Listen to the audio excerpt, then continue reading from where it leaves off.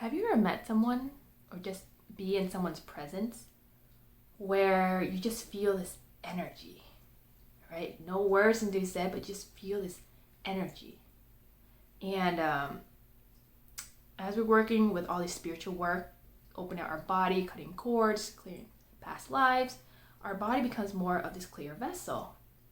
And the clearer we are, the more we can anchor in this light, this energy, whoever's energy that wants to come through. Well, today I have the privilege of interviewing Trina Gadsden. She, for me, is such an embodiment of a goddess. Her energy is so beautiful, and I have so much respect. I have so much admiration and adoration for her. And I hope you enjoy today's segment. We're going to talk about this next level of energy work. So if you're tuned in, if you're getting called to this video, I hope you enjoy it. Hey everybody, welcome back. We have a special guest here today, and I'm super excited to have Trina on board. And if you ever experienced just a beautiful soul, like a goddess energy, let me present to you Trina. So Trina and I met, we haven't met, but back in Vietnam, connected to Vietnam, through Moldavite. And she is the person that helped me find the different locations to grid for my entire journey last year. But let's just get to it. I'm going to introduce you, Trina. You want to make an appearance? Hi, welcome. Thank you. Thank you for the introduction too. I love it.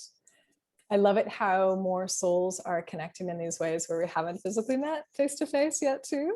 And it's just like you have these energy grid lines, connections to people that you're like, cool. Oh yeah, I've never met them in person, but I know their soul. And so that's kind of how you and I connected. Wow, you're totally right. We never met in person, but I feel like I've known you for so long. I know. So we're creating this, as our vibration continues to rise and we continue to work on that, it feels like there's these soul tribe that's like, boop, oh yeah, I got you, and all these soul sisters, soul brothers, souls that are connected are just starting to light up the planet. And so you and I are one of those, which is amazing. And it's funny because exactly this time last year, July 1st, we actually just did a session out of nowhere because you were asking something about Moldavite. Like I was trying to send a Moldavite back to Vietnam and it just never got through. Something about the energy of Vietnam, like every time I send them back Moldavite to Vietnam, it gets lost and it just never comes through. And the only time that I got actually a few through was through hand delivery. Yeah. And since you're just such a clear channel, like you've done a lot of energy work, spirituality work, what has been your experience with Moldavite? Well, Moldavite definitely, I have this with clients too. Moldavite activates whatever is inside them and going on at that moment. So it is a pusher of energies, sometimes good, sometimes not so good. And when I say not so good, is like sometimes if a client's really needed to work on some stuff, Moldavite brings it to the surface a lot faster. And for some that could be a lot. So for me, I have this beautiful sharky. I love sharks. I swim with sharks. I've done it 4 times here in Hawaii. I love sharks. And I have Sharky, who looks like it's a Moldavite with a little shark fin, or dorsal fin. And Sharky and I got together, I think when I was in Hawaii is where you sent it to when I came here in November. And then Sharky disappeared. So Sharky's been hanging out somewhere with my stuff and I don't actually have that much stuff. So what was happening, which I might have mentioned prior, was like I was staying with a friend in a place where just the energy of the building didn't feel right. And so I was like, oh, Sharky and these other shamanic rocks that I got from Peru needed to kind of not be out, because I felt like everything was being heightened through their energy. And I was like, oh yeah, no, this isn't the place for you guys. I'm just going to put you in a safe little place. And they just haven't been found yet. So that's Moldavite. It happens, and is known to go missing. I think for me with Moldavite, I respect the stone and love the stone. I have quite a few different stones that I've worked with throughout the years that are on my altar that I'll carry with me wherever I go around the world. And Moldavite, yeah, it's definitely felt like a ass kicker for a lot of my clients, I'll say for sure. A lot of my clients, even clients that new clients, they're like, yeah, I've been wearing this necklace. And I was like, okay, cool, let's just take it off for a little bit. Let's clear some energy and some trauma out of your system. And then when you're at your highest frequency, put it back on and then let it amplify that. And so it's been interesting on a couple clients where that's been what's come in from source and from spirit to say like, okay, you're not ready for it yet. Which It's is interesting. Yeah, because we were just talking before this, like connecting with you, another Moldavite wants to come to you. So this time it's gonna be buried somewhere around Hawaii. So this is what I'm gonna work on and how to grid it. But something about Hawaii keeps pulling another Moldavite too. So if you want to share like what you kind of discovered around the island energetically. Definitely. It's a very powerful island. I knew when I was leaving Vietnam that this was one of my stepping stones to come to. It felt very clear to me, like this is where I was supposed to come and want to wait for the world to rebalance, but to just because the energy of the place. And so there is a lot of powerful places on the island because it's such an energy portal too. It's one of, it's one of the vortexes. And one place that I've really connected to on the island is a place where souls do part from.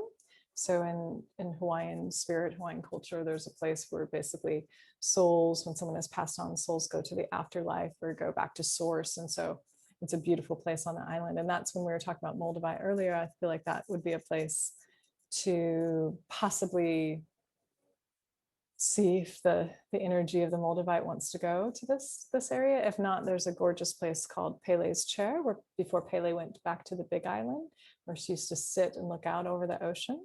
So Pele's Chair might also be in congruent with the energy of this Moldavite. But yeah, there's portals all over the island. There's energies that are always awake, we'll say. And it's gorgeous and it's healing and it's amazing. And it's not for everyone. Like there are lots of things that are not for everyone.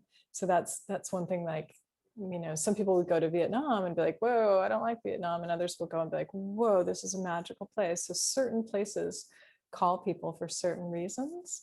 And I've been always a big fan of just following my truth around that, even though it might seem crazy to the rest of the world. I'm always like, oh, I'm like, I love you. I remember like exactly this time last year, I was going through I was going through my training program. I was brand new to this energy work. And when you were asking about Moldavite, how it never reached Vietnam or something about the Moldavite. And we just got on the phone and you did a clearing session for me. And I thought that was one of the most powerful clearing sessions. And I think one of the things that really stuck with me, and I just want to acknowledge you this for too, because it was so impactful for me at that time. So I was dealing with my family, leaving my career as financial advisors. Like, what are you doing, right? What are you doing selling crystals, right? Leaving this entire background behind. And during the clearing, you mentioned like, even though in their eyes, I may not be where they want me to be, but I'm out there like healing and changing the planet and healing people's trauma. And that just really stuck with me. yeah. Thank you for that. Oh my gosh, I'm proud of you for doing it. And I think that's a big important thing, is like what's happening is that we have this massive awakening going on, and that's what was happening to you at that time. And sometimes if you don't have guidance in that, it could be like, what's happening? Like this whole other energy of just like, and so the more the souls get together to support each other as this awakening goes on, the more it's becoming this acceptance of like that old, I always say like that this kindergarten coat doesn't fit you anymore. Like it's suffocating. You're meant to be doing this. This is what lights you up. Follow your light. And so I'm such a big fan of people that really step into that. And in fact, I can't actually tell you anyone that I've worked with that hasn't stepped into it. Because I think it's like, it gives you no choice, because it's like catapult of like, this is what you're supposed to do. And if we're all doing that, as we shift from this kind of 3D realm of being on the planet to this 4D bridge of really what are our gifts that we're supposed to share in this really lovely, beautiful way. And it's not for everyone. Not everyone's going to understand it. Not everyone's going to accept it. Not everyone's going to be able to digest it. And that's okay. but you doing your truth and speaking your truth and following your empathic wisdom from your lessons through all dimensions in time and space is what's supposed to be happening on this planet. And so that is the gift of you stepping up to that. So thank you on behalf of, you know, Thank you. being it's raised. just it's just so comforting to know that like I'm not alone in this, right? Like I think when I came to you, I just had this inventory of Moldavite and like, Trina, what do I do with this? Like I felt called to go on a road trip, but I was a bit terrified going by myself to these national parks. Like one of my questions, like, am I going to see aliens out there by myself?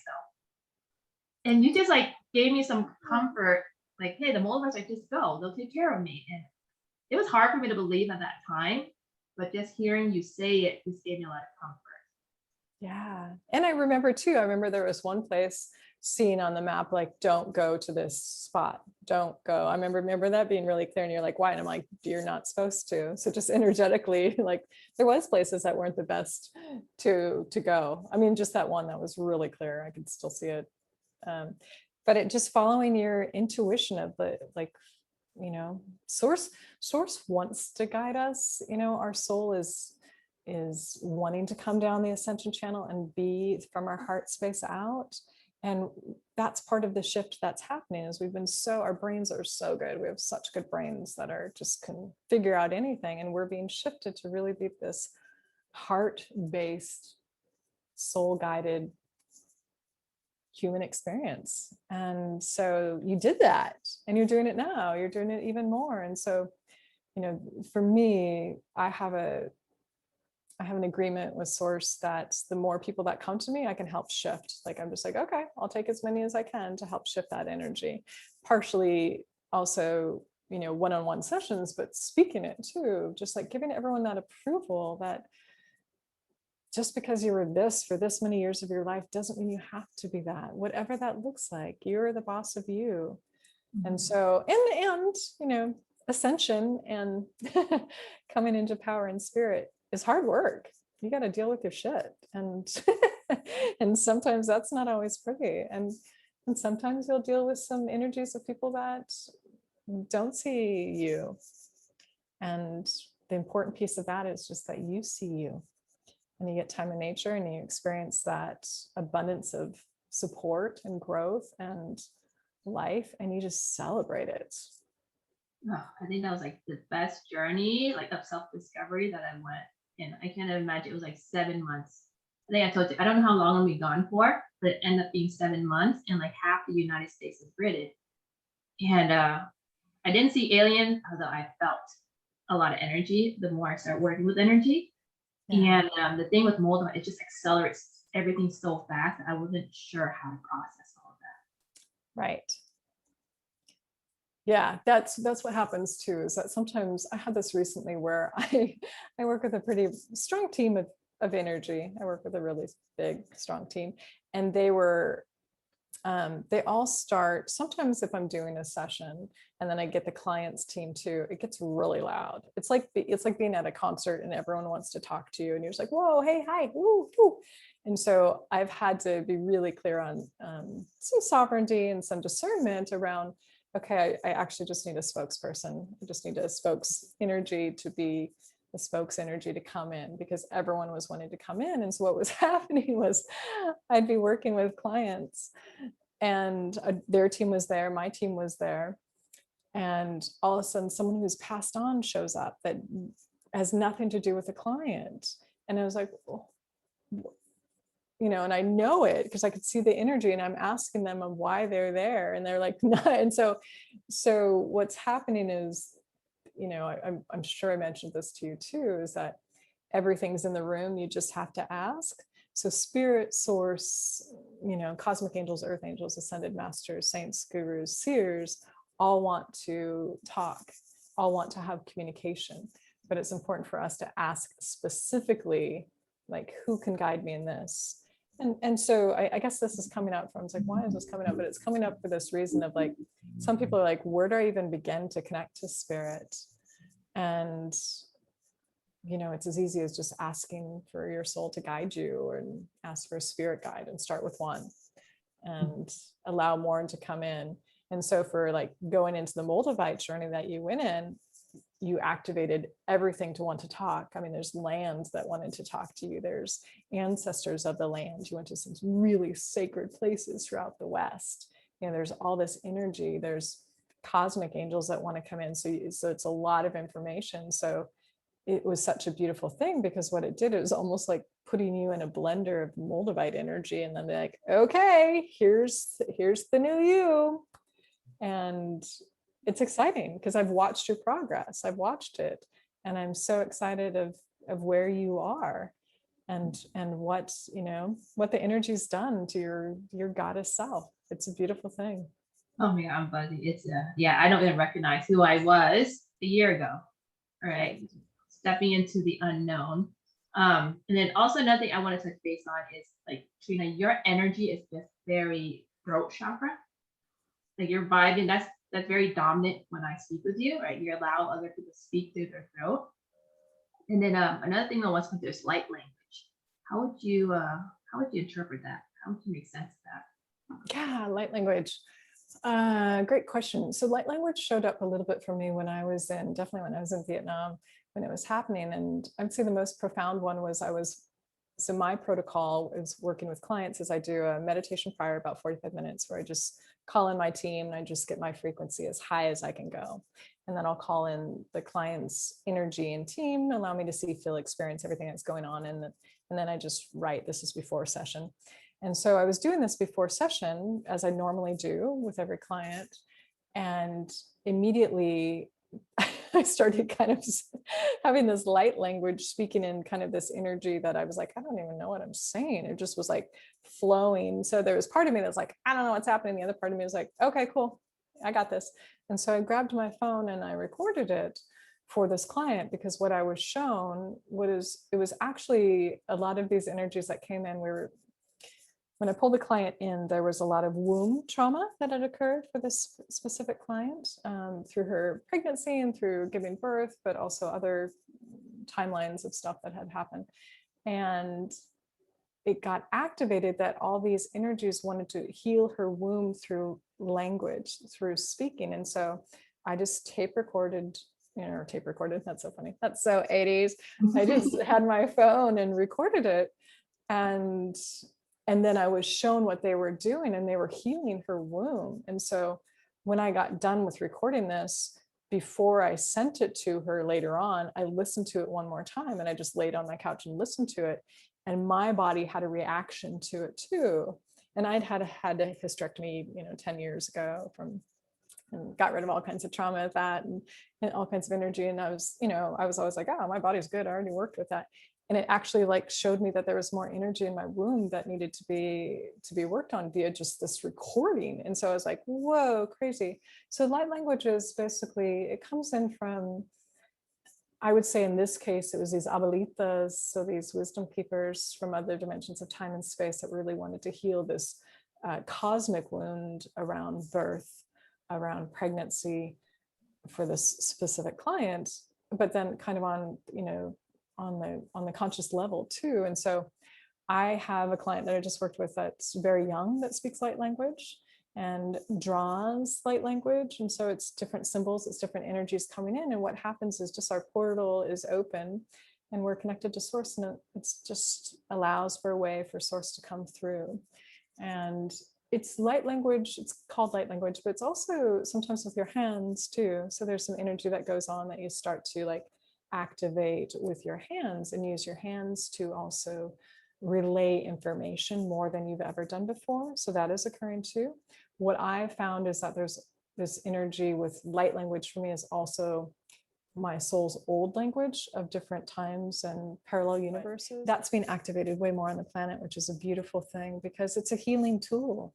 And I'm a big fan of the more we heal, the more this world becomes heaven on earth, which is what we want it to be, which is what it can be. And it starts individually. So, keeping our frequency, which is our soul responsibility, as high as possible, and just allowing, that connection to source through nature, through crystals, through plants, through, I call in the animal realm and the plant realm and the fairy realm and the mineral realm, like just calling in all these energies to support you. It's a beautiful thing. Oh, and I didn't share this with you. When I was, I went back and I listened to that recording of us a year ago.